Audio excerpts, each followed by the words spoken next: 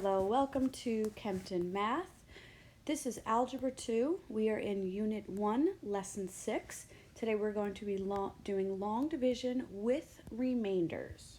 So our first question is really just asking to determine the quotient. So if I asked you, does 3 go into 7? You would tell me that it does not go into it evenly. But can I still divide it? Yes. The closest number would be 2. 2 times 3 is 6, and we would have a remainder of 1. So if I asked you, is 3 a factor of 7? The answer is no, because there is a remainder of 1. So you'll see where that comes into play later on. But if I go over here and I ask to verify it or check the answer, well, the opposite of division is multiplication.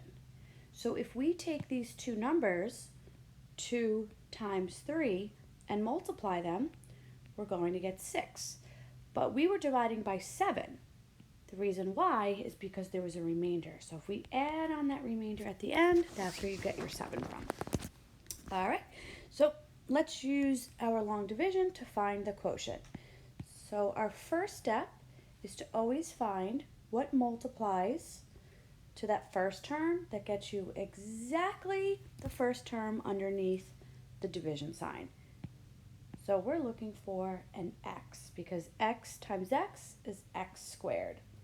We also have to multiply x times 2, which is 2x. Now our next step here is to subtract. So the reason why I put it outside the parentheses is because I want to make sure that I don't forget to subtract that 2 as well. So x squared minus x squared is gone, but 3x minus 2x is just a 1x. Now I'm going to drop that 5 down, and I'm going to start over. So now I'm looking for what multiplies to get x. So what multiplies to x to get x? Well, the only thing that gets itself must be a 1. So 1 times x is x. Don't forget we also need to multiply by that second term. So 1 times 2 is 2. And when we subtract going down, x minus x cancels out, but 5 minus 2 is a positive 3. So whenever you have a remainder, you're going to take that remainder and you're going to add it on to your answer. So if it's a positive, you're going to put a plus sign and you're going to divide it x plus 2. All right, and that is our first question. Now on the right here, it says to check by multiplication because we know that the opposite of division is multiplication. So if I go ahead and take my my two factors, x plus 1 and x plus 2, if I were to quickly multiply them out, these are like terms. I don't get exactly what's underneath the division bar because I had a remainder of 3. So if I add that remainder, now I have exactly what the question was asking. All right, and I have one more question. Determine the quotient and remainder when x to the third minus x squared plus 3x minus 1 is divided by x plus 3. And we want to express our answer in this form. Now this form scared a lot of students when it was asked on the Regents because they weren't really sure what they were asking for. That Q just stands for quotient. Quotient is the answer when you divide. The R just stands for your remainder, and the D stands for whatever you were dividing by, that's your dividend. So I'm going to set this up like a long division question. And